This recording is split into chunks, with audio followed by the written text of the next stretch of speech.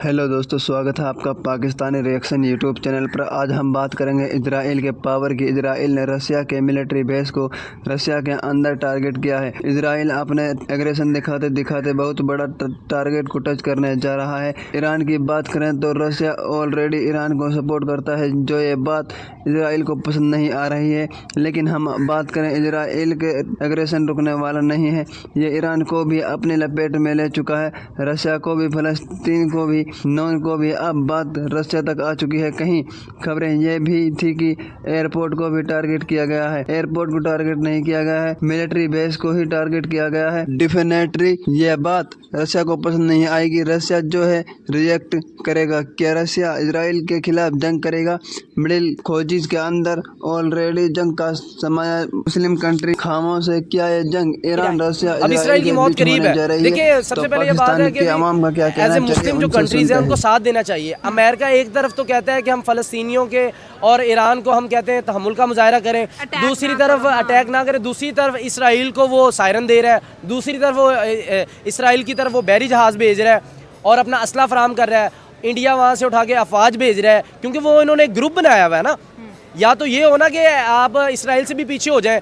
एक तरफ से जो बाइडन का बयान आता है कि हम इसराइल के दफा में जो हो सकता है करें, तो उम्मत मुसलमान किधर चली गई है? क्यों नहीं ये क्यों नहीं दिफा कर पा रही? इसका मतलब, इसका सबसे मेन रीज़न ये है कि कई चीज़ों पे होती है मुआशरत को देखते हुए सारी उम्मत मुसलमान चुप करके बैठी। अब ऐसा नहीं होगा। ये चंद दिनों या चंद महीनों के बाद देखें, फ़लस्तीन के साथ इन्होंने जंग छेड़ी, लिबनान तक चली गई, सीरिया तक अब पहुँच गई, अब टर्की आएगा, पाकिस्तान भी आ जाएगा, अफगानिस्तान भी आ जाएगा। एक छोटे से इसराइल को मैं ये बात करता हूँ कि आज पाकिस्तान का आर्मी चीफ खड़ा होकर बस ये कह देना कि हम आ रहे हैं, तो इसराइल के जो भी जितने भी है ना मिसाइल, वो सारे चले जाने गोदामों में। नहीं वो फेस कर सकते, लेकिन हिम्मत करनी पड़ेगी। ईरान की तरह हिम्मत करनी पड़ेगी। रशिया वाला मामला है ना, आपको पता है ईरान का अलायंस है रशिया के साथ, ठीक है। तो जिस तरह पाकिस्तान भी ईरान को कहीं ना कहीं सपोर्ट करता है, लेकिन मसला ये है कि जो G20 कंट्रीज है ना, वो बड़ी स्ट्रॉन्ग है और आपको तरक्की याफ्ता है, तो वो ग्रेटर इसराइल को सपोर्ट करती है, ठीक है।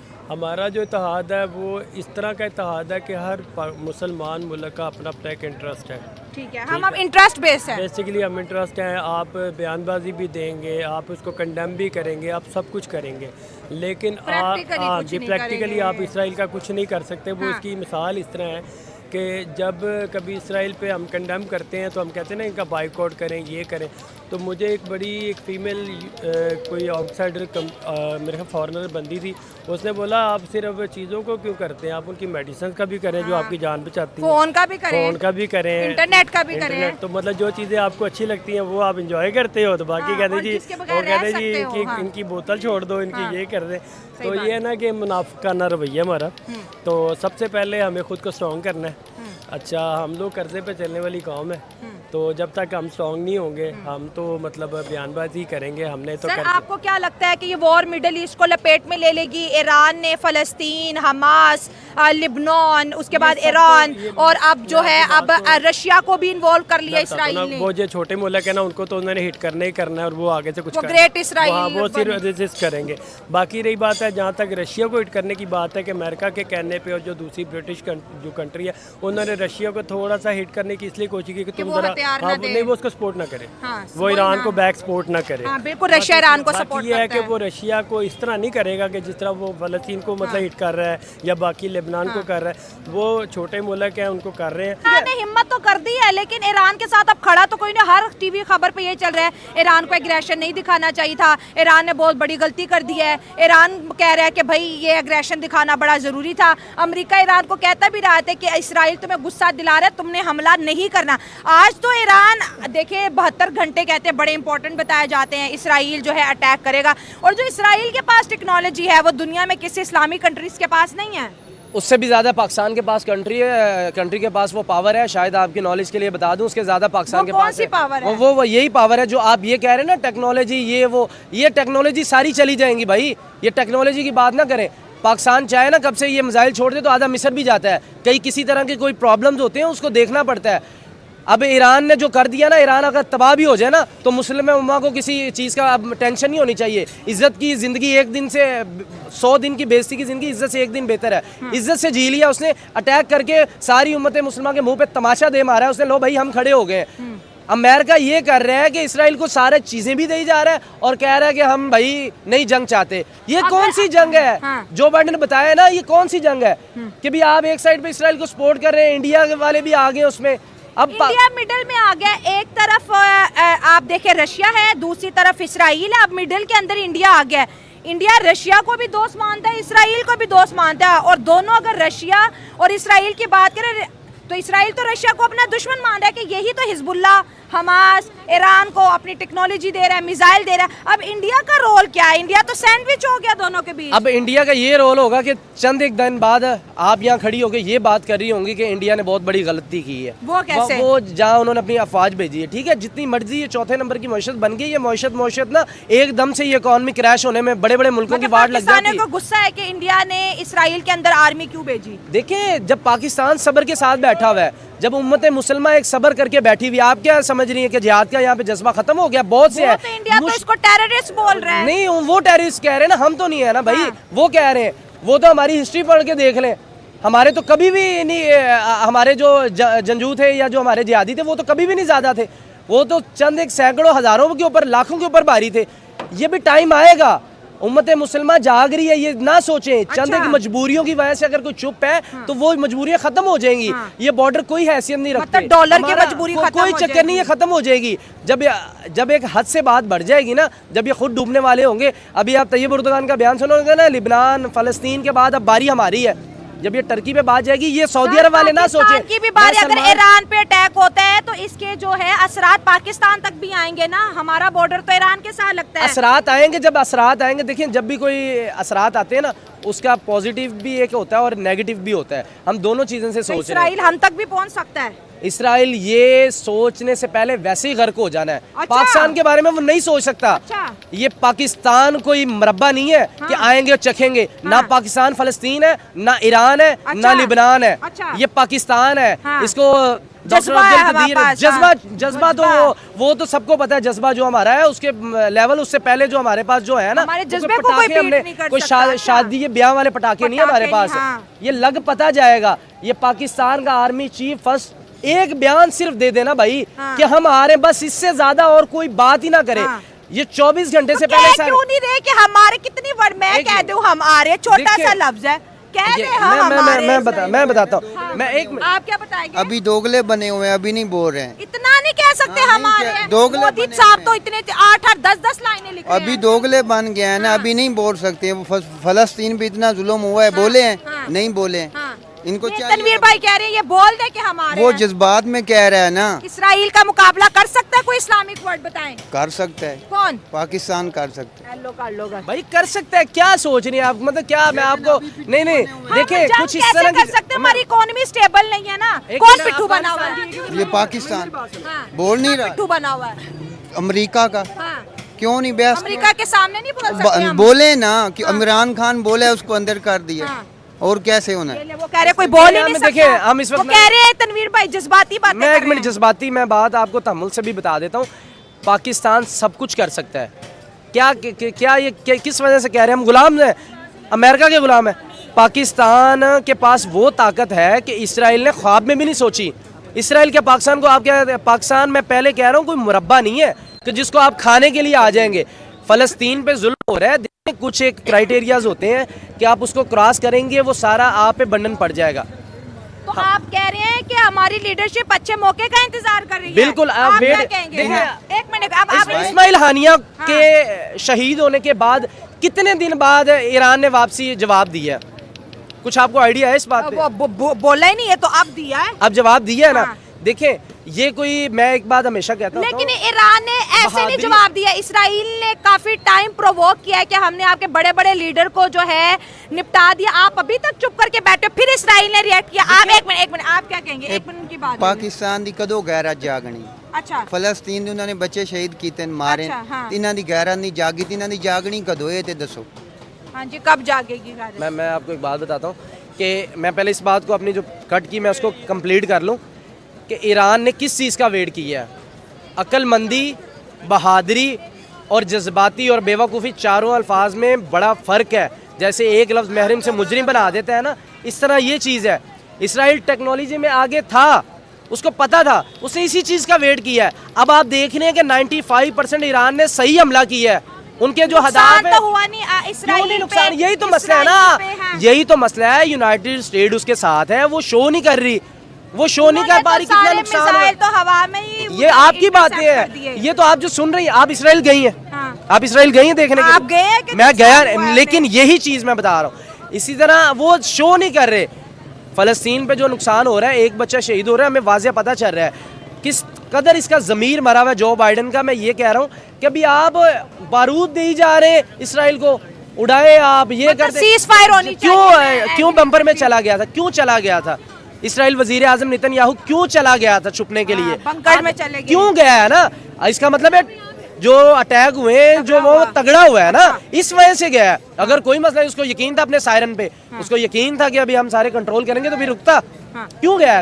यही सबसे बड़ी उसकी शिकस्त है कि वो बंकर में चला गया। अब बात ये कि अब आएगा टाइम, पाकिस्तान भी आगे आएगा इंशाल्लाह, अफगानिस्तान भी आगे आएगा। ये इसराइल का ज़्यादा टाइम नहीं है। हमेशा हमारे दीन का ये तकाजा है कि जो कुफार होता है उसको मिट के रहना होता है, और हमेशा जो दीन है और जो सच है। आप क्या कहती हैं, इसराइल जो सही कर रहा है, जो कुछ कर रहा है, आप इस पे आप कह रहे हो इसराइल का एग्रेशन रुकना चाहिए, रुकना चाहिए, वो गलत कर रहा है, ठीक है, यही है। आज इंडिया उनका साथ दे रहा है। ये अभी यहूदी लॉबी सारी चल रही है, अभी इस्लामी ममालिक इकट्ठे नहीं हुए। जिस दिन ये इकट्ठे हो गए ना, तो यूनाइटेड पावर भी पीछे हो गए। अभी अगर OIC की बात करें कि इस्लामिक कंट्रीज का जुट है, यूरोप की बात करें, भारत की बात करें, तो सब सवाल उठा रहे हैं कि किधर गया आपका इस्लामी भाईचारा। हम अपने कश्मीर के बारे में प्रॉपरली बात नहीं कर पाते, फ़लस्तीन के बारे में बेसिकली वो हम इसलिए करते हैं कि वो हमारा नैरेटिव जिंदा रह जाए। कश्मीर नैरेटिव भारत के अगेंस्ट, हम अगर फ़लस्तीन का बात छोड़ देते हैं तो हमारा कश्मीर वीक होता है। लेकिन अल्टीमेटली अगर कोई बंदा रियलिस्टिक है ना, तो कश्मीर हम लेना भी नहीं चाहते हैं। हमें कश्मीर पहले अवाम को कुछ नहीं, हम अपने देखें हमारे क्या हालात हैं। तो हमारे से ये मुल्क नहीं चल रहा, और वो हमारे जो कश्मीरी भाई हैं वो पिछले 70-75 साल से अगर एफर्ट कर रहे हैं ना, और ये आपको पता भी है कि कल को अगर कोई कंसेंसस बनता भी है ना, तो उन्होंने आपके साथ रहना ही नहीं है। कश्मीरी नहीं वो नहीं रहेंगे, वो कहेंगे जी हमारी अलग स्टेट है। ठीक है। वो आज़ाद इसलिए होते हैं कि वो नाम हमारा यूज़ करते हैं। आपसे बात करेंगे, इसराइल की बात करेंगे। इसराइल के जो है, जिस तरह से आज उन्होंने रशिया के ऊपर अटैक किया, इंडिया जो है रशिया का भी दोस्त है, इंडिया इसराइल का भी दोस्त है, तो आपको क्या लगता है कि अब इंडिया का क्या रोल होगा? और हम कहते हैं हम ईरान के साथ है, लेकिन ये वही ईरान है जिसने पाकिस्तान पर एयर स्ट्राइक की, ये वही ईरान है जिसने पाकिस्तान को कहा कि पाइपलाइन बिछा दो वरना $18 बिलियन का जुर्माना देना पड़ेगा। ईरान तो हमें आंखें दिखा रहा है, ईरान तो हमसे मदद नहीं मांगता, ईरान तो खुद इंडिया से मदद मांगता है, और हम हर जगह टांग अड़ा रहे, हम ईरान के साथ हैं, हम ईरान के साथ हैं।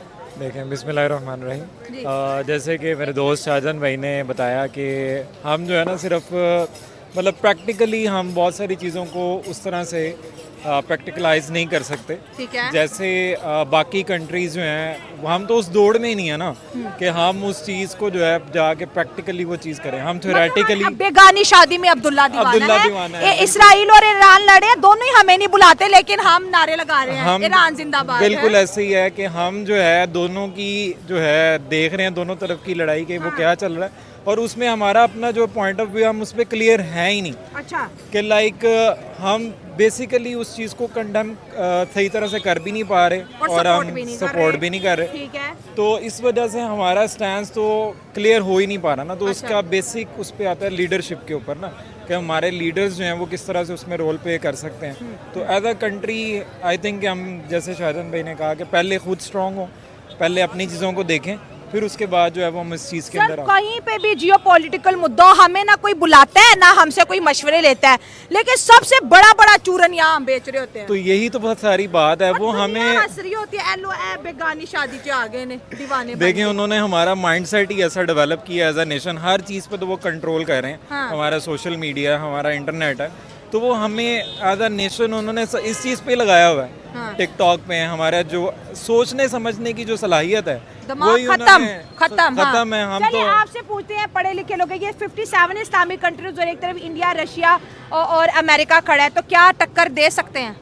देखें, यूनिटी स्ट्रेंथ, ठीक है, अगर इस्लामिक कंट्रीज प्रॉपरली अगर लफ्ज लगा दिया क्या, अगर इकट्ठी अगर होती है बिल्कुल भाई। ऐसे ही है, बिल्कुल ऐसे ही है। क्योंकि सऊदी अरब सबसे बड़ा सपोर्टर है इसराइल का। कंडीशन लगी है, हाँ? उसमें एक इफ कंडीशन लगी बट और इफ वाली है, ना। बाटिफ वाली है, लेकिन उसमें मसला ये है कि हम लोग कभी भी नहीं लड़ सकते। देखें, जिनकी आप एग्जांपल दे रही हैं उनका पैसा भी वहीं पे पड़ा हुआ है सारी चीजें उनके पास सिक्योर है हमारी, तो हम जो है ना वो एक हिसाब बातें कर लो नहीं बस, हम हाँ। कह सकते हैं, मतलब अवाम तो बेचारी कहती हम पेट है, पे अवाम आके- तो एक हम पेट प्योर पे- जज्बा हम पेट रखती पे है आके ना। कहेंगे जे हम आपको बुरा भला कहेंगे, पिछो आके भाण ਤੁਹਾਡੀ ਸਾਡੀ ਮਜਬੂਰੀ ਸੀ ਮਿਹਰਬਾਨੀ, ਸਾਡੀ ਮਜਬੂਰੀ ਸੀ, ਤੁਹਾਡੀ ਮਿਹਰਬਾਨੀ ਹੈ। ਜਿਵੇਂ ਅਸੀਂ ਘਰ ਚ ਆਪਣੇ ਅੱਬਾ ਜੀ ਦੇ ਅੱਗੇ ਨਹੀਂ ਨਾ ਜ਼ਿਆਦਾ ਬੋਲਦੇ ਵੀ ਘਰੋਂ ਕੱਢ ਦੇਣਗੇ, ਇੱਥੇ भी यही हिसाब है। वो चौधरी ने खित्ते थे, तो चौधरियों के साथ ना हम एक लेवल तक ही उनको कह सकते हैं, ना उनको समझा सकते हैं, ना मना कर सकते हैं, लेकिन सिर्फ है कि हम नारेबाजी जरूर लगा सकते हैं। ये लेकिन कर पकड़े जाने पे हाथ जोड़ देंगे। भाई वो हमने उनका पैसे ही इतना देना है, हम तो उनका आगे बोल ही नहीं सकते। ये सारे कोटेड वर्ड में बातें हुई हैं, और ये आपको पता है हम अंग्रेजों की बात करें कि बंदे बंदेदार सी पैसा देना है। सर क्या कहेंगे कि अब जो है इसराइल ने रशिया पर भी अटैक कर दिया सीरिया में, तो अब क्या इसराइल रशिया को भी जो है जंग की लपेट में लेगा? ईरान भी उधर आ गया, सीरिया भी आ गया, फ़लस्तीन भी आ गया, लिबनान भी आ गया, ये चल क्या रहा है मिडल ईस्ट में? सबसे पहले तो मैं कहना चाहूँगा कि जब तक जो 57 मुस्लिम कंट्रीज़ हैं ये इकट्ठे नहीं ना होते, हाँ। हम ये जंग जीत नहीं पाएंगे। अच्छा। खास और पूरी दुनिया में सिर्फ पाकिस्तान है जो मुसलमान मुल्कों में जो एटॉमिक पावर है। अच्छा। जब तक हम सिर्फ बातें कर रहे हैं। मैं एक पोइट हूँ, मैंने एक थोड़ी सी नज़म लिखी है, अगर आप मुझे नहीं आप बिल्कुल पढ़ के सुनाए, क्या लिखी ये है? मैंने लिखी है अल्लाह का शिकवा। अच्छा। इसका टॉपिक है, बंदे तो बहुत हैं मेरे पर दिलदार नहीं हैं। अच्छा। बंदे तो बहुत हैं मेरे पर दिलदार नहीं हैं, आते तो नज़र मुजाहिद हैं पर जीदार नहीं हैं। वाह, अच्छा। कुरान तो पढ़ते हैं पर सालार नहीं हैं। हाँ। आह क्या वक्त है कि अब्बास अलमदार नहीं हैं। तारीफ़ तो बदरियों की करते हैं पर बदरी नहीं हैं। हाँ। कसरत में है मुसलमान पर तफरके में बटे हुए हैं। कैसा ये अजीब वक्त है कि मुसलमान सीसा पिलाई दीवार नहीं है। अच्छा। वक्त जंग आता है तो डर जाते हैं, वक्त जंग आता है तो डर जाते हैं। हाँ। काफिरों के सामने खौफ से मर जाते हैं। हो। जुल्म सितम फ़लस्तीन और कश्मीर पर देखते हैं पर खामोश ही रहते हैं। अच्छा। इसलिए तो आज उम्मत मोहम्मद जिल्लत के दरिया में बहते हैं। बेतेग भी हो एक मर्द मुजाहिद तो हज़ार काफिर पर वजनी है। घुस जाए एक बार दुश्मन के जुत्थे में तो हुस्नी है। ठीक है, चले इतना बड़ा है, एक मिनट, क्योंकि टाइम को देखते हुए मैं इतनी ही चलाऊंगी। या आपने मुसलमानों को इतना कमज़ोर क्यों दिखाया अपनी पोइम में? मैंने कमज़ोर इस वजह से दिखाया है कि हम लोग इस वक्त बहुत ज़्यादा पसमानदा हैं। और देखें आप, पाकिस्तान हम अमेरिका से भीख मांग रहे हैं, हमारे पास इकॉनमी चलाने के लिए पैसे नहीं हैं। हम अमेरिका से डरते हैं कि हम इसराइल के खिलाफ कुछ कहेंगे, मदद तो करेंगे। अमेरिका कहेगा पैसे कड्डो साडे। हाँ, पैसे कड्डो साडे। हाँ, फिर तो इसलिए मैं ये समझता हूँ कि सारे मुसलमान मुल्कों को एक दफ़ा अगर मुसलमान मुल्क इकट्ठे हो जाए ना। सर आप समझते हैं ना मुसलमान मुल्कों को तो अभी अपनी खुद की समझ नहीं आ रही, क्योंकि वो सारे एक्चुअली डॉलर्स के बगैर कोई मुल्क नहीं चलता। कहीं खबर आ रही है कि उनके एयर बेस पे हमला जी, किया है। सीरिया इस में, तरह हाँ वो जी। सीरिया का कोई एयर बेस नहीं है, एक गोदाम से है, आम सादा अल्फाज में समझा दूं, एक गोदाम है, वहाँ उन्होंने हमला कर दिया है। हाँ। देखें, हमारे एक कहावत है कि जब गिदड़ की मौत आती है वो शहर की तरफ दौड़ता है। और आपको पता है डॉलर और तेल की ही इकोनॉमी है। खैर आपसे बात करके बहुत अच्छा लगा, थैंक यू।